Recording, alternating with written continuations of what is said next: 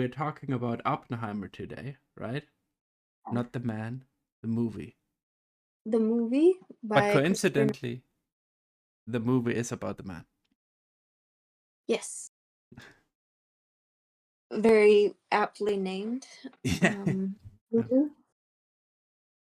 mhm. So what was your initial impression? Just like give us like a quick like Of blurb of your feeling about the movie.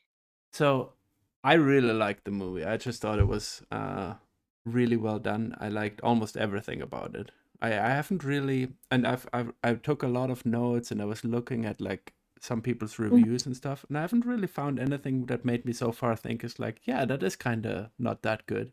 I'm just like, this was really well executed. But I think you might have more and more nuanced view. So I guess maybe we'll see that. Oh, well, I mean, I think the cinematography was amazing. I think how it was shot, the directing was fantastic as per usual with Nolan. I mean, you don't really expect a lot less. I Yeah, he's thought very all good of at that. Yeah. the performances were great. So like overall, I'd say I really liked it, but I do think I'm very curious as to what someone that actually lived through that time would think about it, or like someone whose family lived through it and experienced um, You, the you, results of his work. right, right. You think like specifically about like the Japanese now, like the people in Hiroshima Yeah, and Nagasaki, or the victims, yeah, I but I'm guess. Yeah. sure they didn't want to. Um, a lot of people from Japan weren't that interested in engaging with this movie, understandably. Yeah, So I can understand that too, and I feel like, I mean, I think it's partly due to the marketing of it, like, or not even the marketing, like the kind of hype that came around it. Like, obviously, the Barbenheimer thing was like huge. It's like, oh yeah, let's do it, and that kind of, I think, made it feel dismissive. But do you that feel that? Yeah, please. sorry, I was just saying that makes a lot of sense because I kind of felt that way. I didn't really care for the Barbenheimer thing Yeah, myself, so I could understand why someone else that was more closely related to this issue would take offense to that. So, yeah, but and I I mean, think, it was good fun. But like at the same time, you can understand both sides. I mean, So I do understand. Like, I think the problem is partly that there is a very specific view in the US about it. And I mean, it's yeah, pretty common in the world, but basically that like what we did was right. Like, I mean, it's just like they're just like, yeah, we had to do this. We had to bring our boys home. They weren't going to surrender, so we had to drop them, and it's a good thing we did it. And that's pretty I mean, I think it's getting less common, but yeah, it because is of getting yeah, common than it was, I would say. At least here. I know with younger people, it's less common to see that take yeah, because I guess more information has come out about how um, the Japanese were probably about to surrender, surrender yeah, anyway. yeah. So it seems wholly unnecessary, especially to do it twice. Yeah, yeah, So exactly. And I mean, I think like, I mean, the way that um I frame this in my mind is really that it's much more a message to the Soviet Union than oh anything yeah. else in like in history. But I guess like what I would say is, sure, like the Barbenheimer thing was very bad, but do you think the film is not doing it justice? Like, I mean, do you think I that's the think sense of film? in some sense they do try to make him look like the protagonist. But on the other hand, they do kind of also portray him as like a very complex figure. Like he's not really that likable, Yeah, which I think exactly. is good, to show. I mean, and you see a lot of like evidence of that in just from like when it started, and he tries to like uh poison his professor. Yeah, yeah. I mean, And belittling people, if he hadn't belittled a Strauss so much, would Strauss have like taken him on in the same way? You know, I mean, I don't think it goes too light on his personality, but at the end of the day, it kind of see it as a pitting against these two figures, Strauss and Oppenheimer, um, which I don't know if that was necessary, but Yeah, what do you? I mean, I do. I mean, I feel like there's a lot of different strands going on, and I do think it's incredibly Mhm. layered, right? Like that's the kind of thing. And the question is also like, what is Oppenheimer's responsibility in it, and what are also other people's responsibility in it? And I think the movie is trying to Yeah.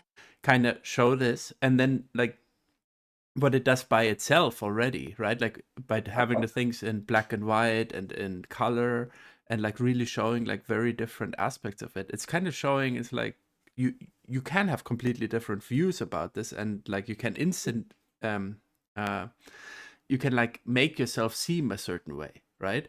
I think one aspect about the Strauss thing is Hmm. that, because you could like say like, is he more objective, is he less objective, right? But it's definitely like just a different view on Oppenheimer. Yeah. And what the movie very specifically says is like, Oppenheimer is just trying to reinvent himself. Like he feels bad, and like he wants to be remembered for just the science of it. He doesn't want to be remembered for the two bombs that were dropped. Yeah. um and of course this is also like a subjective view again that like Strauss has, but Yeah. it kind of at least raises that point of view. Yeah. But should he get to decide that though? You know, anyway, like, Well, why should he he get to change the narrative after he participated and encouraged such a thing? well, I mean What do you think? that's the question, I think, right? And I think by raising this, like you could make a movie that's much more like Oppenheimer positive, right? It's just like frames him the Sure. way that he would like to be framed, right? But this Yeah. movie is kind of doing this like, look, we have like so many different views of him. Like for Hmm. many years he was considered very positively, then negatively, then positively again. Um, and you can see like, look, here is how you can look at him as a positive figure, as a conflicted figure, as someone who's very manipulative. Like I think like a lesser movie wouldn't even mention that, like, oh, maybe he's trying to reinvent himself. This is already like making something that is, I think, under the surface more explicit. Yeah, that's a good point, I think, to Mm. raise. Yes, I do think like they do a good job of not making it purely positive, Yeah, but definitely. Mm. for the layman that goes into a movie and isn't giving it that much thought, do you think that what they're going to take away is Killian Murphy good and Robert Downey Jr. bad? I mean, at the end of the day, because it's such a long movie too, you have to be really invested in the Yeah, story, the nuances. What do you think the average person is going to do that? I mean it's difficult to say, right? Like I mean, Yeah. would the average person watch a biopic on Oppenheimer that's 3 hours long, right? Unless it's a double feature with Barbie. Yeah. I don't know. I mean, it's difficult. I think so. Here's the thing, right? I don't think Christopher Nolan is to blame for it. Like he's really trying to Yeah. to make like a very layered, deep movie, and like not just Yeah. visually and audio, like also like the way he tells the story, the way he gives the different points of views. You Yeah. you it is thought provoking, right? You might be Yeah. right that someone goes in and is like, wow, Oppenheimer is so cool. He's the father of the atomic bomb. And wow, it's amazing. And he didn't never do anything wrong. But I think that would be a misreading of the movie, right? Absolutely. Yeah, I do think so. But I do Uh, think there are people that do that. But people do that with other like Nolan films, like was the one with the Joker in it. Um, yeah, yeah, yeah. The Dark Everybody Knight. and we're like, oh, the Joker's so cool, you know. But that's not really his fault per se. Yeah, exactly. I mean, That's like a misreading is, a yeah, societal issue, I think. So I yeah. think so too. I mean, the question is like, could he? The thing with Nolan, I think generally, right? I feel like you and me, Hmm. we're a bit more left of the than Nolan for sure, right? Like Pro he's ultimately like a liberal, and that's like how yeah. his point of view comes across. It's same Mhm. with the Batman movies, I think. Like Mhm. the problem with some of the, like, I like them a lot, right? Yeah. Uh, but like Batman is like a cop and he's using like surveillance to, and it's Yeah. like the ends sort of justify the means somewhat, and that is a point of view that is like common in liberal circles too. So Yeah. that's kind of how I read that. Like you won't get like um a leftist critique of what the US did, but you will get That's a like good a layered movie. That's true, yeah. Yeah, I do feel like the movie comes out with him in a more kind of a neutral point of view, like you said, because it does do all of this layering and different points of view and things like that. Um, Right. so I think it's a good point to bring up. And I mean, I do assume like it's also not that wrong. He probably is like very conflicted, like in a lot Oh, of, yeah. especially with the arms race afterwards. Hmm. I I think mean, he, felt very responsible for that.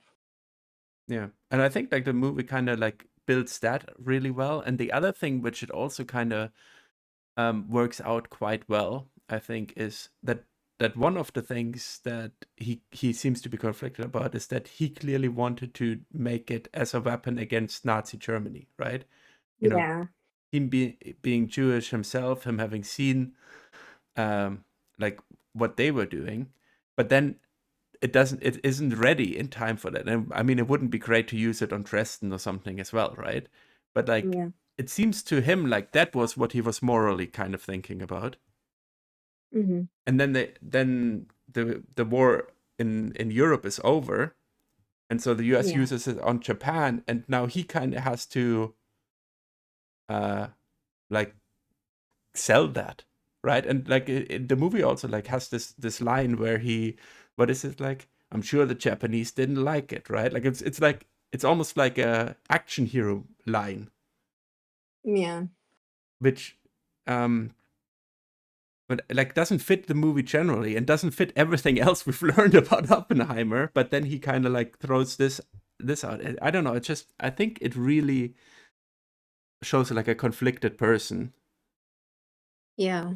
Yeah, Yeah, I wrote down a line as you drop a bomb and it falls on the just and the unjust. So it it's hard, it's not really a targeted kind of thing. However, all wars aren't like targeted. The people that end up dying aren't really, you know, yeah, often the people that are in charge and making the decisions anyway. So, yeah. And I mean, like but yeah, that. I think one of the points of the movie is also that like there's unpredictable consequences, right? Like which is kind of like yeah, the chain reaction of the atomic bomb is kind of like yeah, juxtaposed metaphor. against it. Yeah. Yeah. Yeah. Yeah, because that's the thing he talked to not Oppenheimer, Einstein about, Einstein. right? Yeah. Yeah, Like from the that first scene to the last scene, almost, right? yeah, yeah. So Strauss made it all about him, which is interesting. Yeah, yeah, exactly. And it's I think it was also kind of interesting um that they, because like for most of the time it seems like Oppenheimer is sort of the victim of Strauss, right? And I'm sure he is like in a way. But then they Hmm. kind of like at the end, it's like almost, if you just look at these two men fighting, it's like almost like Oppenheimer is the one winning, and that Hmm. kind of then reframes everything. At least for me, it's like, is he? It kind of puts him in a negative light again, like by winning almost. Do you know what I mean? Like it's kind of turning it around. Yeah, I can see that. I Because it's can. like he's trying to be like, oh, I'm this poor guy. I'm just trying to work for science, right? Yeah, Yeah, kind of downplaying a little bit, maybe. yeah. I, I I think, like you said, again, it's the layered aspect of it. You could see it from a lot of different points of views too. Hmm. But I think that's That's a good thing to talk about, and that, not only just about like nuclear weapons, but a lot of scientists kind of face this dilemma of their work being used in like horrific ways, but Yeah, in ways they can't control. Another like quote they said was, "They need us until they don't." You know, yeah, a lot of times they're making all the breakthroughs and things like that, and then as soon as they do it, the government takes over or the military takes over and then uses it and weaponizes it, or tries to make money off of it. And I think that's a problem a lot of scientists are still kind of like grappling with yeah, now. It's not just him, it can be anything, chemical warfare. You think you're making a new vaccine, and then someone maybe ends up using your research to make a terrible chemical warfare weapon or something like that. So I think it it's hard because a lot of the ways that you can get funding is by working either with the military or with the government, especially in the US. yeah. That's where the money is, right? Mm. Yeah, so but it puts people in weird positions. Like, do you follow the science, or do you hedge? I mean, if someone else is going to do it anyway, like if Robert Oppenheimer didn't make the bomb, someone else was going to do it. Yeah, exactly. I mean, that's the thing, right? Like, it probably he he wasn't the only one who could have done it, right? It seems like he managed Yeah, that project relatively well, and then they were also like worried about that someone else would get it, right? Especially the Germans, yeah, right? Yeah. absolutely. Yeah. I understand how it's very layered, but I do think like you're pointing out a very important theme of the movie, which is like this kind of utilizing of people, right? Like Oppenheimer is like, as long as he's useful, he's like everyone's best friend, right? Yeah. And then he kind of like, I think it's really well done how he does it, how he makes it so explicit, because it's basically at this triumphal scene, right? Like the Trinity explosion. They are not sure if Yeah. it's gonna happen, and then it's like it's one of the most impressive scenes in the whole Yeah. movie, right? Everyone's celebrating, it's great, and suddenly Yeah. the general is not doesn't want to have anything to do with him anymore. No, and he's Yeah. just like, okay, yeah, maybe I call you if I call you, you know? Yeah. He's like, "Okay, now we're done here. I don't wanna play with you anymore." So he Yeah, just kinda off and does his own thing. Yeah. It is interesting how, because it also kinda crescendoed up to that point, and, the tenseness of the scene of getting it ready and everything, getting set up and the music and how it was shot and everything. It really crescendos up to that point, and then after you get to that point, everything in the movie kinda starts descending back down yeah, after been essentially cast aside. That, like you said, he's no longer useful. yeah, and I do So, think like it's that juxtaposition that really like drives that point home.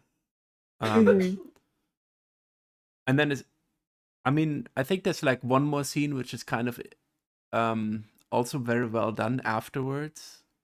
I don't know if you want to talk about that one now. It's when he announces. So Truman announces it on the radio, and so Oppenheimer finds out about it, but mhm. then he has to give a speech in um that gym, right, in front of all the I don't. people, Oh yeah, yeah, yeah. because I this is do remember. Yeah, that's that. that's basically how the movie shows the bombings, because it doesn't show the bombing itself, right? Yeah, But that's a it's good like point. Oppenheimer in this gym overcome with like so much sound, and it like harkens back to his Yeah. nightmares as a university student and everything, right? And Hmm. and then as he gives this speech, this really like rah rah America amazing, we gave the chap 1-4 kind of speech, right? Yeah. He's at the same time like overcome by all the sounds, like this Yeah. stomping of feet, and then like remember the people's skin burns away. It's basically like it's happening in the, like he's imagining like this horrible stuff that's happening in Hiroshima and Nagasaki, happening to these people that are celebrating in front. of him, and that's kind of like how it shows it. I mean, I'm not sure if it works. I feel like it's almost kind of I do it works for me, but I'm not sure if it works for everyone. In the sense is Yeah. like that it makes it really visceral what's happening. Hmm. Yeah. Well, I think it's a good way to show, like, not only did it affect those poor people that were bombed, but it affects everybody in that room to some extent, and everybody afterwards. Like, it not I mean, it's basically gonna it's probably what's gonna, annihilate us Yeah. eventually anyway. So I think him seeing the death of all of his fellow countrymen, it was apt because he has sort of doomed them as well. Yeah. And Or also it kind of like it drives home. It could be them too, like yeah, yeah. exactly. You know. So yeah, I do remember what you're talking about. At first I was like, I don't know, Jim, what Jim? But yeah, that I do recall what you mean. And I think it works because the movie wasn't exactly about the bombings itself. So I don't think it was necessary to really try to depict that. Yeah. You know, It would it be was a about, different movie, right? Like if that's yeah, exactly. Like I think what? Sorry, my dogs. yeah. They have opinions too. They have opinions. They said that they think it also works. The They gymnasium. they liked everyone clapping. Yeah, and they really enjoyed it. Yeah, the sound design for this movie was just, you know, Yeah. amazing. I don't know if you use like your like surround sound I headphones. listened to it on headphones, but it worked very well for me too. Yeah, I think that's the way to go. Like if you weren't able to see it in the cinema, which I didn't go see it in the cinema myself. Yeah, Um, I missed it too. I wanted to, but then like it never came out in well, it did come out, but very late in Japan. yeah. Was the showing limited there as well, or was it? I mean, I think so. It didn't have as massive of a release as it did. Mhm. I didn't really follow it as closely anymore. I was just waiting for like a year. Then I kind of like, Yeah. okay, I can just watch it at home, I guess. Yeah, I mean, I do kind of wish I had seen it in Mm, IMAX in the cinema after watching it. I do think it would have been more impressive, and I can see why Nolan really fought to have it done that way. And, you yeah. know, I was reading like he went against working with the studio he normally does Oh, because they didn't because he, want to do it. yeah, because they wanted to like do a simultaneous release or something like that. And he was like, no, this has got to be released because that was around the time of like COVID They and wanted everything to. Mhm. released at the same time, and the cinema and the TV, HBO or whatever. So I think that's why he pulled out because he wanted more people to go to the cinema to experience it. Yeah, I mean, I So think that makes sense. Yeah, and I think that worked. It works so well. I think probably in the cinema. yeah, It I really wonder, kind of the movie. You should watch it. yeah, how much more impressive it would have been to have seen in IMAX. Mm. Yeah, but well, it was okay on my screen too. You think so? Did it, you it watch it on I or tried did to you go like really close to the screen so it looked as if it was IMAX. I don't see any yeah any sides. Yeah, and then I watch? had my good headphones. It was okay. Yeah. Well, the other kind of aspect I wanted to kind of pick your brain about was how Yeah. did you feel about the women in this Mm. movie and how they're portrayed? Because his wife, I think, is portrayed in a very interesting manner, and her participation is interesting. Yeah, I mean, I think so too. So one we talked about this before, right? Like his the affair he had with the Florence Pugh, right? Oh yeah. And I told Hmm. you I don't really like her Yeah. usually. She was Yes. very good in this. Like I I mean, told you he's very good. yeah, yeah. I think everyone like that. That's a bit of a different thing though. But like, there's a lot of like stars, right? Yeah. But they kind of like become part of the movie. Yeah. I don't think it's like what do they call it? Stunt casting. Yeah, Like exactly. I think it works because of how everything looks and their performances they give. They do kind of like they don't like set you out of the scene too much. Even Yeah, if you do like like Emily Blunt or like Matt Damon.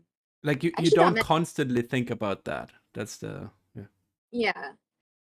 So the only casting I was a little like, ugh, why did they do that? Was Kenneth Branagh as Niels Bohr. That was the only one I was like, okay, that was a Oh choice. really? What? Yeah, I don't know anything about him. I'm not sure. I mean, he was just a British actor. I was just like, why couldn't they get a Dane? A Dane could have done Oh, it. okay. I see. I didn't But know that. You wanted like the original. Yeah, yeah, why not get a Dane? There's a the Danish cinema has produced a lot of like really good actors. They could have found some, that's true. That's true. And you like it would know. have been representation too. Good. Yeah. But yeah, So that to just weird, but Killian Murphy's Irish, so it doesn't matter. I'm sorry. Would you hold on one second? Would you be quiet? Sorry. They've decided to have like a battle royale right they don't want us to talk about the women of the movie. now. They're misogynist Yeah, puppies. unbelievable. Oh, Um, but yeah, I mean, I think like they were well done, right? Like they were well acted, and oh it yeah. it is kind of interesting because um I don't know. There's so many aspects to it, right? Like, I mean, the very pivotal scene, I think, for his wife is the Hmm. deposition, right? Yeah. Yeah. Like, where she just suddenly shows, like, how skilled she is. Like, how, like, how she's, like, Yeah. really tuned in. She understands um, everything that's going on, right? And she's, like, playing Yeah. them within, like, what she's able to do, right? Yeah. And I think the other aspect of that is also Oppenheimer telling her that it worked, right? But Yeah. it's like, oh, you're not allowed to um, tell your wives or anything, right? Like they don't have clearance or whatever. Yeah. Um, but he still does. Kind of, he trusts her, Yeah. and I think the also the affair he has. So in a way, I think like these two women. I mean, there's only really two women who are main Yeah. characters in that, right? Are like Mm. sort of due to their gender, I think they're outside of the this political power struggle, the circle, right? Even though Yeah. she's like a communist, and the other one also has like obviously like opinions and understands it, but she's not allowed to be part of it. You know? Yeah. Exactly. Yeah, Yeah. I think it's a good representation of like how women weren't really happy with where they were in their life and how they were being treated because of their gender. yeah, And I think in some ways his wife, because she kind of felt like intellectually neutered, because mm, she be a biologist, she has a PhD, now she's got to be a housewife, and she kind of resents it. And I think she kind of takes back some control in some way because she is so influential to her husband. yeah, Um, So I think that's an interesting aspect of the movie that I really enjoyed. Shush. yeah. I think like he does kind of show like these aspects, right? And I think Yeah. like you could. I think one problem with a lot of modern movements, not to go all, go woke, go broke. Uh, but like you want like okay, so I understand you want like, strong female characters, right? And but like if you now had like, a girl boss character in there, and she's like Yeah. that it just wouldn't fit, right? Like you have We'll to put kind of more. show Yeah. like how were women like strong and smart in the situation they were in, because like, Yeah. you know, if you now have like, I don't know, you'd be like, you'd cast like the female general or something like that. That's like would be bullshit, right? Like it would just not show like how women actually experience the world. And Yeah. and I think like it's so interesting too, because like with the atomic bomb, this and generally just like physics of the time, there are actually so many women who Oh contributed yeah. to it, like who like made like massive advancement, which without whom it wouldn't have worked, right? Yeah. But they also like they didn't get positions. They had to work like, you know, as a secretary, and then were allowed to like contribute scientifically, just, you know, not get like a professorship or Uh, something like that. yeah. It's Or credit. Yeah. Their achievements were downplayed or downright stolen a lot of the time. yeah, yeah, exactly. Um. And I think like in a So way the yeah, movie that does show that it's not its main point, but you can get it, I think. Yeah. yeah, I thought that was like a really interesting through line with the women and how they were depicted. You know. Yeah. I do think that one of the problems, or like one of the points is like the question is how much do you know about this topic already, right? Like if you know a lot Hmm. about outside, you're bringing in a lot of baggage, and then you can kind of like jump off of it, right? Yeah. So if you already know like Edward Teller or something like that, you have so many associations with him, Yeah, uh, that's true. and that just like really changes like a lot of the experience. Even though I think he does it kind of well, like he this what kind of character he was as like Yeah. an antagonist to, well, almost the scientific community actually. But But at the same yeah, time, I almost felt sorry for him at the same time because, yeah, his wife like snubs him at some point. So, he is an antagonist, but also you kind of feel bad for him. So I do think it's kind of interesting kind of movie that way. Again, yeah. I it's, mean, people are complex. People aren't all good. They're not all bad. And it's kind of dumb to put them in boxes like that. yeah. I mean, I do think Yeah. like that scene where the wife snubs him is like it's very well done, right? And it kind of like Oh, yeah. shows, because um she before like she berated Oppenheimer for like, what, you gave him, you gave him a handshake after that, after he stabbed you in the back, you know? Yeah. And then Yeah. I read she really did do that and he cried after well, supposedly. I mean, So he he did not seem conflicted. Like he was very much on the like, let's get as many uh hydrogen yeah. bombs as we can. Yeah. I I do don't f- know much of yeah. like the real man. I don't know a lot of about him in particular, but uh, yeah. it's so I came in with very little kind of information about the man. So maybe that's why I did feel kind of bad for him. he, he's kind of portrayed a little bit more sympathetic, and I think you're right, like if you don't, yeah, Yeah. Don't know who he actually is. You're like, "Aw," yeah, which is interesting, but I because he do also like think he's like just a bit of a dorky guy in the yeah, it's like, oh, I want to yeah, work on my own idea. yeah, and he was being kind of downplayed by Oppenheimer as well, just like Strauss was. Yeah. He was like, or like his concerns were often brushed off and things like that. Mm. So I think he felt unappreciated. I think this is really a movie about fragile men, That's probably true, yeah, yeah. fragile masculinity, and In a lot of different ways, yeah. yes, and so maybe things would have been different. It's interesting to think about what would have been different, what would have been the same anyway, because Yeah, I don't I know. mean, like the thing is we ultimately like, that's kind of like what we um, uh, what the Truman scene does, right? Mm, It's like mm-hmm.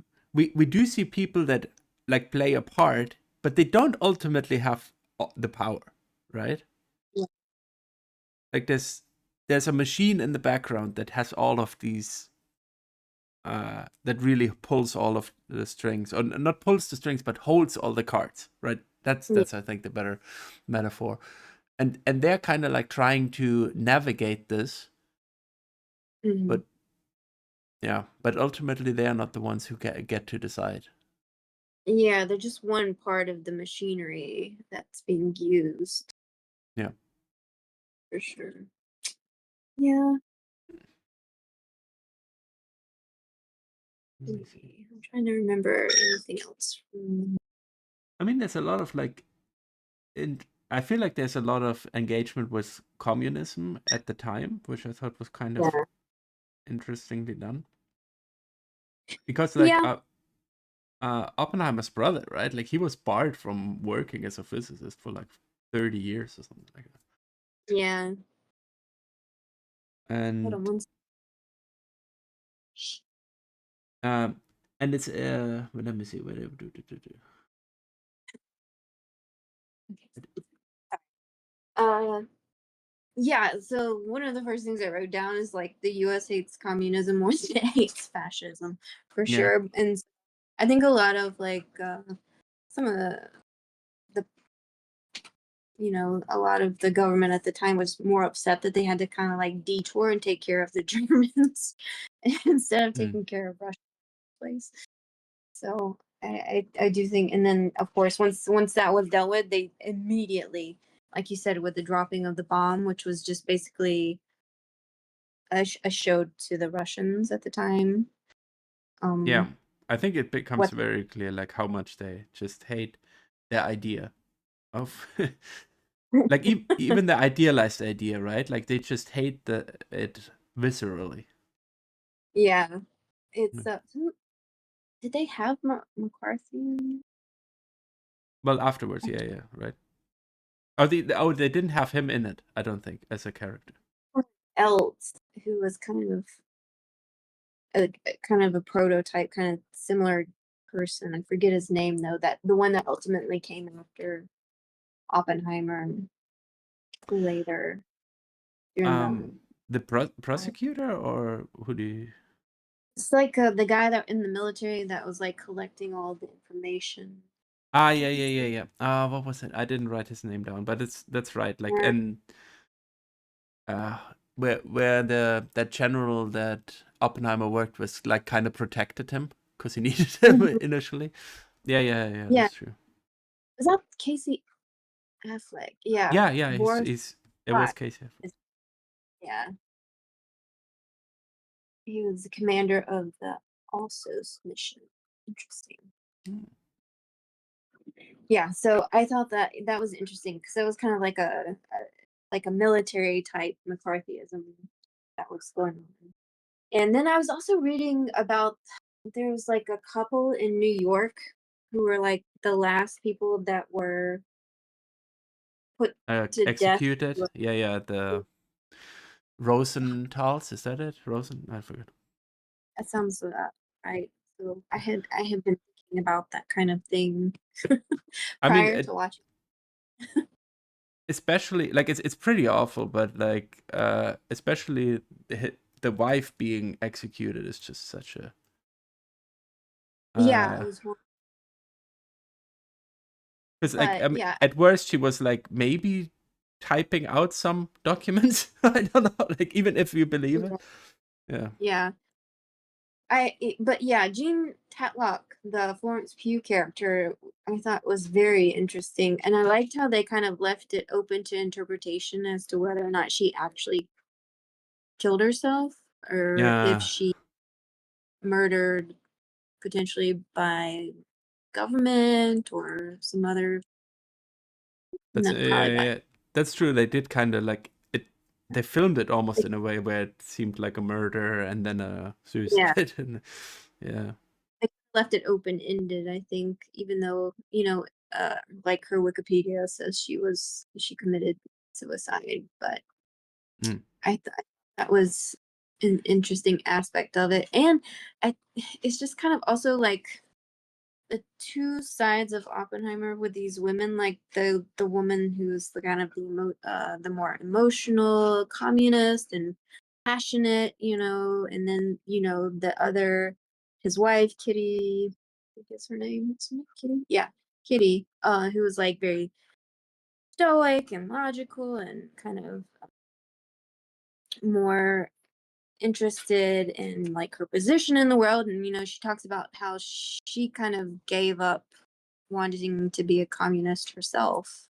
Yeah. um she enjoyed her things too much, I guess. Well, yeah, I mean, it's true. Like you're dealt a specific hand, right? And the question is like, how do you deal with it? And she's kind of like, okay, I'm gonna try to live for me, right? And this, yeah, Yeah, so I thought that was also an interesting aspect of like the two female characters that are in the movie. And it kind of also showed like the tug and pull of these things, like the sort of communist ideals of his youth compared to like his kind of changing opinions later on. yeah. And I mean, that I was do think that's also just historically, um, partly what happened, right? Like because oh obviously yeah, Stalinism happened, and as that was came yeah, out in Europe, it was actually more like also like the Hungarian uprising and all of that that hmm, really changed a lot of leftist views on the Soviet Union. But I yeah, mean, Oppenheimer from the start was also like very much like a kind of more like his wife, right? He had like sympathies, but he was very, very clear to always be like, I'm a New Deal Democrat. I just yeah, support the democracy movement in the Spanish Civil War. You know, that kind of. yeah. That makes sense. Yeah, Yeah. interesting. And talking about the woman, we're kind of jumping around. Like, I think one very good scene too is where he admits um his cheating, Oh like his infidelity, yeah, right? And he's like, so, oh, woe is. Oh no, is it maybe where she? It might be where she died. I'm not sure, but like, um, he's all like, woe is me, the world is so, and she's like, you don't get like people to be feel sorry for you, like yeah, pull yourself together, we have to deal with like your shit all the time, kind of. Yeah. yeah. Very good scene. I appreciate it because again, she's a complex character. She's not like a girl boss character, but she is very strong in her Yeah. opinions, which I appreciate. And she's shown with different sides, and she's not perfect either, and neither is the Tatlock character either. And I appreciate just like the nuanceness Yeah. of how portrayed, even though they are just a small part of the movie, Yeah. because a lot of directors wouldn't take the time to do that, I don't think. Right. Yeah. Mm. I mean, I feel like the wife is like almost like a Hillary Clinton kind of character, right? Yeah, yeah, I can see that. like Yeah. like like very focused on like her, what she wants, her power, right? And Mhm. like kind of like obviously upper class, right? But then also Mhm. like clearly victimized by her husband, Yeah. you know, like who Yeah. who like Philandered. sometimes is good, sometimes he cheats, and like makes Yeah. her. But she's kind of like, okay, well, but what are my options? It's not like Yeah. there's like she could divorce him. I mean, she could, I guess, but like then her situation would be much worse. It's Yeah. all, yeah, I don't Yeah. know, it's That's difficult. very true. I hadn't thought about the similarities between uh I mean, I feel like that's often the case, right? Like a lot of women are just victimized by the men in their life, right? Like that's really the a Mm. theme, and like clearly we see Oppenheimer as the protagonist in here, but he does like so many like personally bad things. You Yeah, know? for sure.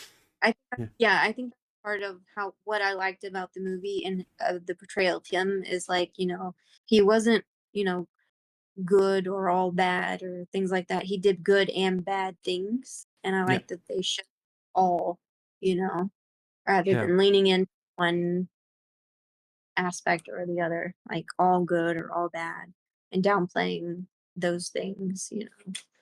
Yeah. I do wonder, like, do you know a bit about the history of like um quantum physics and stuff like that? Uh, because one Uh, thing that they posit is that basically Oppenheimer was the one who brought like all of the new science and all of that stuff to America. yeah, Is this yeah, accurate? Like, is he I like? think so. You think so? I thought it was, but I'm Yeah. not sure. Because like it's yeah. I mean, I guess Because it he makes. I said, don't know enough about it, but it's a bit late, right? I mean, he was made a full professor in 1936. Let's see, Einstein was about 1905 when he got his Nobel Prize. I mean, it had been around, Yeah. but I think it was more popular in Europe. I think I mean like it is very much Heisenberg, right? Like in the 20s. So I think that's when it kind of Yeah, and like some other one. And Iceberg and or Bohr, and obviously. Yeah. yeah. I mean, it very much was like a school of thought that was very popular in Europe Hmm. first. Okay, I I mean as that's far, interesting. Yeah. but I know it took over later because Feynman in the '60s, who was also in the movie, Yeah. was Playing interested. bongos. Yeah, he kind of took over that kind of mantle, and that was kind of closer to the '60s and '70s. Right, yeah. I mean a lot happened since obviously afterwards. So I'm just like it was interesting. It's hard to say. I feel like even researching it now, it's kind of hard to say what Oppenheimer's like contribution was, like what he was really doing, right? Like there's very conflicted stories Yeah, about it. I don't know that he was actually that great of like scientist. I think he was a better sort of like leader. Yeah. I mean, definitely in terms of what he did with the Manhattan Project, it seems like his leading ability. But then, I mean, he was nominated for a Nobel Prize like 3 times, right? But Um, then other scientists are kind of like, well, he had always had good insights, but he didn't have like the time to really pursue it, or he didn't put the time in to really pursue it long term. So he never did anything that deep. I guess it's like, and it's so hard. I don't know. I can't really judge it. It's just uh, yeah, as far as I know, he was more interested in kind of, especially after the bomb, the political aspects of yeah. things. And I mean, so I think kind of left that to the younger um, physicists that were coming up, like Feynman. yeah, that's what I heard too. As definitely after the war, he kind of like just mostly stopped doing like research as much. And clearly, I mean, the movie shows this too, right? Like that the political Yeah, aspect of it becomes much more important for yeah. him. But I like even in like the beginning part, like they kind of emphasize how he was much more of a theorist rather than like a practical kind of physicist. You know, Yeah, I he mean, that's fine, you know, right? Need I those. guess I guess that's okay. Someone's allowed to do Yeah, I suppose. I mean, it should be mathematicians. but oh, a little bit of an aside, but like what I thought was really well done too is like the rockets, right? Like Mm-hmm. In the what way? because that's kind of like um with like Werner von Braun, right? And the V2 rockets kind of Mm-hmm. how to say it? Like there's this scene that is repeated twice, right? After he's Mm-hmm. being told about from a English Air Force pilot, right? That he Yeah. saw these V2 rockets that attacked um, London, right? How how this is the future, right? And that's kind of like really what brings it together. Right? This Yeah. is like the new world, like the missile development plus the atomic bomb like creates Yeah. this massive this world that can just like destroy us anytime if something goes wrong. Yeah.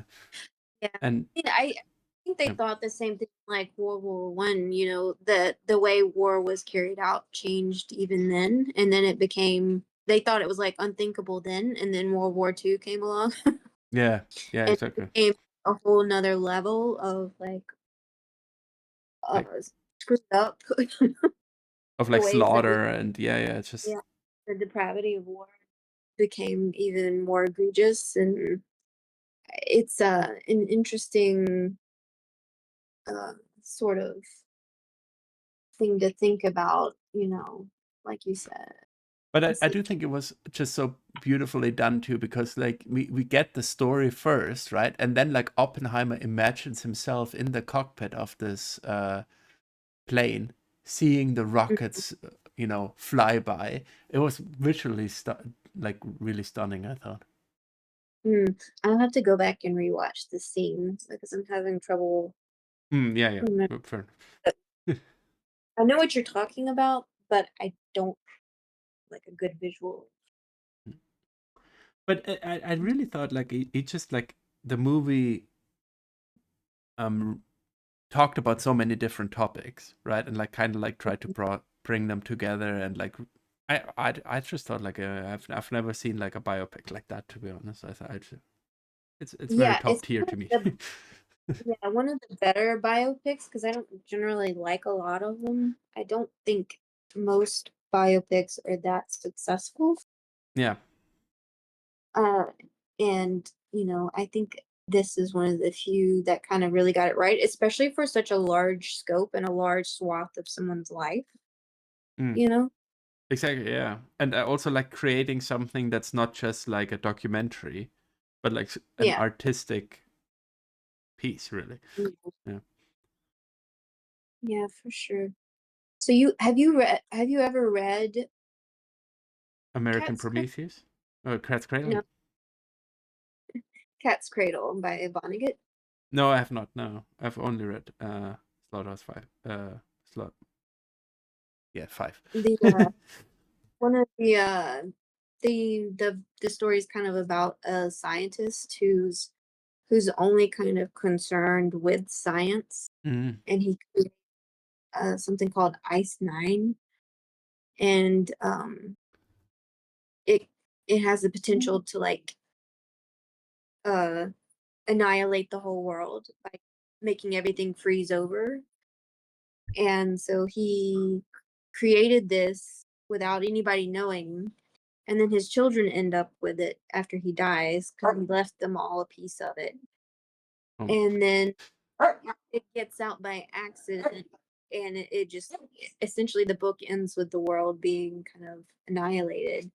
And it was kind interesting. of Yeah. his I guess take on what he thought of scientists and free will and connections to like nuclear weapons. I just thought it was an interesting thing because I had read this not too long ago. It was around the same time that uh, I watched Oppenheimer for the Yeah. first time, so I, it I, made me think a lot. I mean, it clearly is like related. I think like people who grew up in that time, like the post-war, or even if they grew up a little bit earlier and then experienced it, right? Like this was so Mhm. present in their minds. Like there's a bunch Yeah. of like books and stuff that are about it. There's one by a German called Hmm. Friedrich Dürrenmatt. Dürrenmatt. Hmm. It's called The Physicists, and they basically also they invented like something that could destroy the world, and so they go into an insane asylum because of this, and are trying to prevent it from coming out, right? But they can't. And Yeah. so it's just like I think it was on people's minds because they just see these like amazing weapons that can destroy absolutely everything, and it's so clearly Yeah. brought forth by science. Yeah. Yeah. Which Yeah. before then you had mostly, I guess, like more positive views, or like for a while at least, very positive views. And now it's like, oh, okay, there's also a duality. Like, Yeah, for sure. I know I've seen discourse online that a new kind of like conservative talking point that war brings about a lot of like innovations that are good for people. Well, That's like a new kind of thing I've seen someone say. I was like, oh my God, okay. So I do think that's I just wanted to share that with you because I mean, it's kind of like it's survivorship bias, really, isn't it? yeah, Right? yeah, It's for kind of sure. like, sure, like, now we have Teflon or whatever, but Mm-hmm. 60 million people died or something like that. You're like, that's Yeah, kind of, it's like, and they can't people say are anything. They're dead. really- yeah. And Like we so have who was the woman that did the radio? Uh, there the was a woman radio. who worked. There was like a movie star who did a lot of work with about radio and things like that. And And what made you think about her? Maybe then we can. uh, because like she was part of the war effort, and I can't remember what she developed. And but it's something like we use every day. Oh, right, But right. she developed because of the war, and but like these people would probably have developed it anyway. Yeah, you I know. mean, that's the thing. Like, the reason isn't so much the war. I mean, maybe it is sometimes, but it's probably like this massive funding of things. Right? Yeah, think about how much better funded things could be if we didn't have to worry about war. Yeah, ultimately, yes, exactly, right? Like the problem is really like the systemic setup. It's like that war will get people um to invest, like people who have a lot of money, or like will tell, or the state will be like, okay, now we need to do something, and so they will get all these people together to make a nuclear bomb or whatever, right? Mm, But in peacetime, we don't do it. We just, I mean, right now, like Trump is cutting absolutely all of the funding. Like, it's yeah, like, I'm sure yeah, that's not going to lead to less science. yeah, Yeah. for sure. So Yeah, I think in some ways, though, some people argue that innovation itself is from the competition. requirement of like the competition and the quickness and of needing to get things done faster and things like that, as well as the funding. But I mean, maybe. I mean, it's that, possible, like that it has a small effect. But if you look at like NASA, I think like that's kind of the real thing. Like the war, let's put that aside. But like the space race, right? yeah, That clearly was like a competition. yeah, Yeah. But it probably was like the 5% of the GDP that was put in, like, yeah, that really did it more than the competition yeah, aspect. Like, I don't think the absolutely. scientists necessarily worked much better because they're like, oh, fucking hate those Soviets. That's probably not the reason. That's a very good point. But Yeah. I was just be aware that is like a talking point I've Oh seen yeah. lately about why war is good.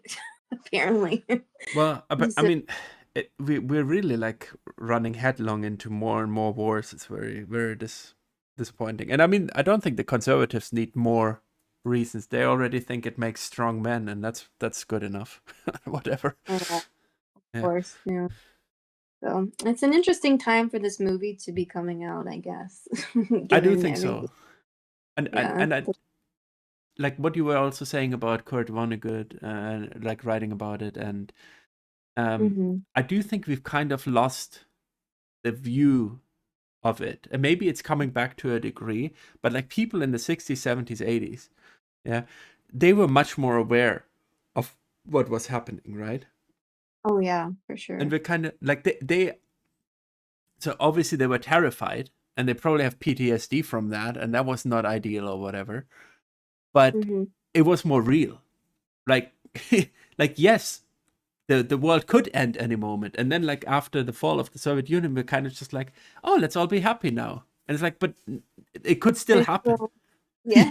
They're I still think here. one of the problems is like, especially in the US, I don't know about other countries, but in the US, I think people feel too comfortable, and also kind of like with school shootings, you just kind of like Get used to get it. used about it, and so it doesn't become as impactful Yeah. as No, I mean it that's could. definitely true. So I think in the US it's a big deal. And I also think because of where we are geographically, people think that it won't affect them for some reason. I don't know why. but Yeah. but but I do find like the people that I talk to in like Denmark and Sweden are very much concerned about, nuclear war, and that's more on their mind because of course they live in an area where it might be Yeah. a lot I think station. I think it's particularly the war in Ukraine that really kind of like gave a lot Yeah, of people this resurgence of thinking about it. Which, yeah, I mean, I don't know. I mean, I'm glad people think about it more because then maybe something can be done about it. But I feel like the overarching mainstream narrative is not so positive. It's more like let's that's have more our war. our war. Yeah, Yeah. yeah, the opposite of what we want. Yeah, yeah, exactly. And I mean, it's really it's not good that like Trump is obviously like the enemy for basically everything, right? And so there's a lot of people who just are against absolutely everything he does. Yeah, But like the thing is, like the problem with Trump and Putin having negotiations is that Trump is an idiot yeah, and Putin is very good. But it's not negotiations that's the problem, right? Like it's good to yeah, talk about like, how yeah, can we get like de-escalate and yeah, stuff. Yeah. exactly. Ceasefire and then a Yeah. deal would be nice. Absolutely. I saw Hillary Clinton say if he was able to actually broker a deal in which Ukraine didn't have to cede any territory to Russia, that she would nominate him for a Nobel Prize. And there's like, really? I wonder if that's true. I mean, if he did that, I think that's a small price to pay. That's very true. But I mean, that's I that's the liberal line though. Like I mean, that's kind of like how they can basically support the war forever, right? Because there is Mm, no way like that Ukraine yeah. is in the current situation getting back that land. Like how would that possibly work? And it sucks, Mm, right? But I don't know if yeah. like more Ukrainians and Russians dying is necessarily the best solution to that. Yeah. I can definitely see that. Yeah, But yeah, the weird kind of situation in which you, like you said, the unintended consequence is that more people are more pro-war as yeah, opposed to being concerned about, and like nuclear. uncritically pro war. That's kind of for me. This is what really kind of like shocks me. How Hmm. people have changed their minds so unbelievable, and they just say that like even very smart people they just say this. They're like, Yeah. oh, I never understood before Ukraine war, but now I understand we need like a massive military. And it's like, how could you not have understood it before? And how can you go so far now? Like that's what I'm like. I don't understand Yeah. how you can change so much because I've been like for this 2% goal for like 10 years, and Germany didn't want Yeah. to do it. Um, but now they're like, oh, you know what will solve it? 5%. And it's like, no, that's not good either. You're going crazy. You know? Yeah. Uh, yeah. It's an unfortunate unintended consequence of all of this. It's like, yeah, eh, I don't. Let's get back to the movie. Yeah, yeah. What can it teach us? Yes. What can it teach us? But yeah, I mean, I so like I said, I really like the movie. It's probably been the best movie I've seen in a while. Um, Yeah, quite good. I I I appreciate everything that went into it, and it was done. I still think, they might have could have used some other, more critical lens at mm, how the Japanese might view def- him, maybe even. maybe like because I was reading about how he never really apologized, Yeah, I mean, I, especially because he went to, I believe it said he went to Japan. Japan at one point, yeah, and he never really, apologized for his Mm, role in the bombs, and so interesting. they Yeah, might put that in, and that would have, you know, been, something to show that kind of part of him as well, and the yeah, how it affected um, Japanese people and their view on it. yeah. I mean, that would be a very interesting movie too. I'm not sure if that's something that this movie would have to offer, but Yeah. yeah, I mean, just like a small scene of like whenever he went to visit Tokyo and Osaka, and yeah, he was show him like being confronted and him trying to avoid giving an apology for it to kind of save face or for whatever reason because he wasn't sorry because he was only sorry because he started the arms race. Was he sorry about dropping the bombs? Did he not want to say he was sorry because he didn't want to appear like it was all his fault? Because I mean it wasn't all of his fault, obviously. I mean, he yeah, was a big part of it, but it's not like on him personally to yeah, yeah. take responsibility for everything. So I don't know. I just think it would have been interesting if they had added like one, two like little scenes. But I mean, it was already a 3-hour movie, so That's true. I mean, you could probably have worked it in somehow. I mean, I do think like it's kind of um there's also like this kind of question of self-aggrandizement, right? Hmm. Like it's kind of like it's not like Truman is like a positive figure there, but it's kind of Yeah, like Oppenheimer's like, oh, I think I have blood on my hand, and he's like, you think you're too important. That's basically what like yeah, yeah, you like no one gives a shit about you in Japan. Like yeah. that's kind of like what Truman's point of view is. Yeah. That's it. Well, what would you give this movie out of say Ooh, yeah. 5? I don't know. If I don't really like ratings like that because I feel like I lie to myself. So I would have to come up with something. But what I about generally yeah? I give like if it's a competent movie, I go with like 3 or above, and if like I Mm. really like it, it's 4 or above. So That's I don't remember what on Letterbox. I'm gonna look like, out of curiosity because my opinions might have changed since then. yeah. That's the other. Sometimes I'll go back through and like re-rate movies. So maybe yeah, ratings aren't the best way because there's different aspects of a movie. So it might be competent in one area, but Yeah, not yeah, in others. exactly.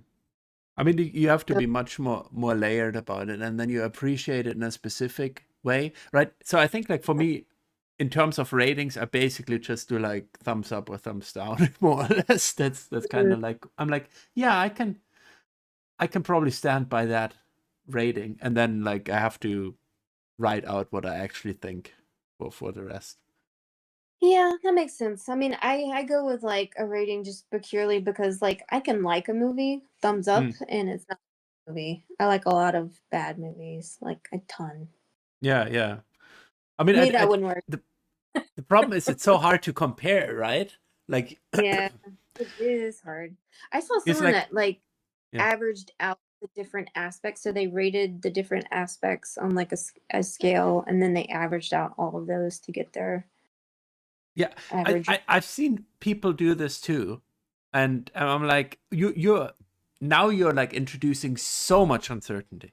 Like it's like you're just like this is completely meaningless. You know, like Well, you're off by to that, 10% with each part, and then this yeah. is very German of you. Yeah, I guess so. I guess so. But I really, I mean, I also feel like, I don't know, like, then maybe I give Oppenheimer 4 stars, and then I'm like, I don't know, what could be, it's like, I watched, I don't know, like Pixar's Cars, and I'm like, oh, that's a 4-star movie. And then I look at them side by side, it's like, why did I give them the same scale? What am I doing? Like, what does this mean? Well, maybe Like, yeah. consistent with your own scale. Yeah. scale is meaningless to anybody else but yourself, so it doesn't really Well, matter. well, I'm going a The bit further. I think the scale is meaningless to me. That's why I'm not. Wow. See, Yeah, yeah. see, if I give Very this postmodern. like 3 stars, that means you can watch it again. But if I gave it like 2.5 stars, it's not worth seeing again. If I And give it has this like always 4, been the case? Or like have you been like at some point you've been like 3 stars, I wouldn't watch that again. 4 stars. 4 stars is like it's a very competently made movie, and so of course it's worth watching again. So what did The you give it on Letterboxd? Oh, Yeah, I don't know when I started Letterboxd, oh, you don't have it on but yeah, there? Okay. I understand, like, it's not that effective. I've gone into because I used to only just rate it by the stars, but now lately I've gone in to actually write down, like, what I think about the movies, and I think that's more Yeah, useful, like you said, I think so. and, kind of reminds me of why I gave it that. But we can have like Uh, we can have a rating which is like your stars or out of 10 or out of 100, whatever you like, plus my thumbs up and down. Perfect rating. Sure, that works for me. I'll say I looks like I gave it 4 stars, ironically. 4 stars, thumbs up. I didn't write anything this one, so I'll have to go back and add a review now that we've talked about it. Yeah. Um, I mean, my problem is also I massively changed my views of movies. Like, yeah, that is true. If I think about a movie more, I might like it more or less the more I yeah. think about it. And actually, like, no, Nolan movies are like perfect for this. Like, even without like even talking to anyone else. Obviously, like, if I talk to someone else and I think about it more, right? Then like I might change like a lot of aspects for it. But even just like casually, I have massively changed my view about two of his movies. Like I thought Inception, when I came out of the cinema, I was like, wow, this was amazing. You know? It's like- and I'm Yeah, like, it's not that good. Like the more I think about it, it's actually not that good. Like why did I like it that much? And the visually impressive. Yeah. And Interstellar is kind of the opposite. I was kind of like a little bit disappointed, particularly with the ending. But the more I think Mm, about it, like, this is so good. This is so competently made. Why did I think of it so lowly? Yeah. yeah, I yeah, to me he's hit or miss, and I think most of his movies come out pretty well made, Yeah. even if I don't like every aspect of them. Like even with Tenet, which I didn't really care for, it's still a good movie, you know. Yeah. Yeah. I mean, like it's better than most stuff that's being put Yeah, out. That's yeah, he's competent and he has like an interesting idea and yeah. maybe it works, He maybe certainly it doesn't has a work. blend. Yeah, you look at a movie and you can go like, "Oh, that's a Christopher Nolan movie," and I think that's the sign of a good director. Yeah, exactly. Yeah, so I would also give it a thumbs up or 4 stars. Very good. We're in agreement.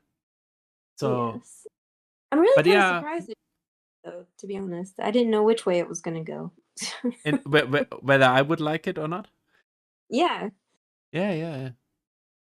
I was interesting. pretty convinced that I would like it because it just looked so good from the trailers and stuff. I was Yeah. very interested in watching it. But yeah, I mean it could go either way. That's true. Like I like to be contrarian. Yeah, that's true. Yeah, I think it's one of his best movies. Maybe his best movie, actually. Hmm. I Maybe. mean, I would I go with think that probably. interesting. Maybe Dunkirk. I didn't realize that he did Dunkirk actually. I haven't watched Dunkirk yet. That I would want be to watch that. Like, that no, would be amazing. I initially I wasn't that interested in his historical stuff, but I think Oppenheimer kind of changed my mind. So I might go Hmm. back and watch Dunkirk. I Yeah, think I'm his curious though. I think my favorite by him it's kind of interesting because I do think Oppenheimer is probably the second best now, so he's Hmm. going kind of like back there. I have to think about it. I like a lot of his movies, but Memento Yeah. was so good. Like he Oh, peaked I very saw early. Memento. Yeah. Yeah. I love that's actually one of my rewatch movies that I really like to watch all the time. And no one else really likes that movie but me. Yeah. I don't know. I just think it's so amazing. Like, I don't know. It's just so well done. Yeah. Especially if you haven't seen it for the first time and you get to the end, it's a very good film, you know. Yeah. Especially It's also that was funny. one of the first, right? I No? think it was I think it was his first full length. I'm not 100% sure, Yeah, but I think so. Yeah. about in 2000, so that seems about right. Yeah. So I do think, yeah, that to me is also one of his best films, or at least one of the films I like the best, I should say. Yeah. And Mm. it's really well done, but like clearly much lower budget, which is Oh kind of like I yeah, really like that too. yeah. Like obviously It's he more. can do. Oh, sorry. Oh, I just said it's kind of a more indie kind of feel to Yeah, it. Mhm. because clearly he can do something with like a massive budget too. He does like amazing things, but even like with a small thing, he can still like tell a really really good story. So I like that. Impressive that he can kind of keep his movie intact, because sometimes when you give a director too much money, they do kind of lose the plot a little Yeah, bit and it yeah, goes that can off the. happen. Yeah, so as we have seen with various recent movies. Oh yeah, you wanna call some out? Uh, no, Put but them that's on just one of blast? very good. Oh, The Glass Onion? Oh, Class Only, you like that? Ah, yeah, yeah, sexy. I haven't seen it, but but I mean, I don't think how he could possibly top his masterpiece, Last Jedi. The Last Jedi. Yeah. See, I might have to rewatch that because I might have changed my opinion on that. So Yeah, I'll have to we rewatch. can talk about that one, and then maybe we have a non-agreement score. Yeah, It's gonna maybe you be could convince me. Maybe you can't. I don't know. We'll have to yeah, see. it's gonna be 0 stars, thumbs up. I don't know that I would give it 0 stars, but it was at Um, least look. it did look nice. I think it was very beautiful. Hmm. Well, this was fun.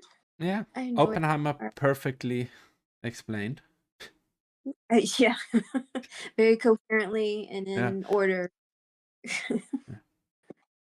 yeah, I enjoyed it Well, too. Let's do it again soon. We can do I more agree. movies. Yeah, it sounds good. Well, I'm probably going to get ready for bed, so Yeah, I it guess seems I'll talk right. to you later. All right. Bye. Bye.